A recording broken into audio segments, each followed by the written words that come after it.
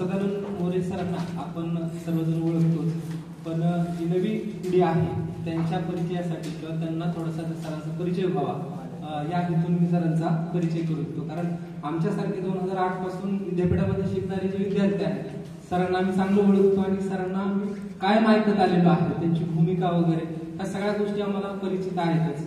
त्याच्यामुळे मी सरांचा थोडक्यात परिचय करून देतो।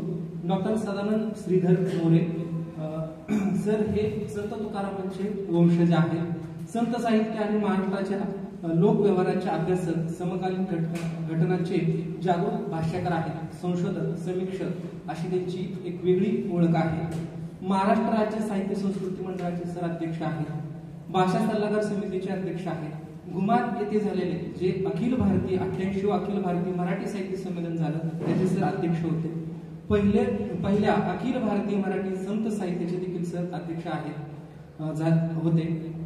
वारकरी साहित्य परिषदेचे सर संस्थापक आहेत। सावित्रीबाई फुले विद्यापीठाच्या तत्वज्ञान विभागामध्ये सर प्राध्यापक म्हणून होते।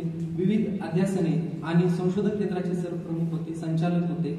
संत साहित्य आणि सामाजिक विषयाशी संबंधित अनेक ग्रंथांचे आणि नियतकालिकांचे संपादन सरांनी केलेले आहे। अनेक शासकीय आणि अशासकीय संस्थांचे पदाधिकारी सर राहिलेले आहेत। त्याचबरोबर महाराष्ट्राच्या इतिहासाचे विविध पैलू उलगडून दाखवणारे तुकाराम दर्शन, लोकमान्य ते महात्मा, गरजा महाराष्ट्र, महाराष्ट्राची लोकयात्रा हे ग्रंथ चतुष्टय लिहून इतिहास लेखनातील एक वेगळी बाजू सरांनी सिद्ध केलेली आहे।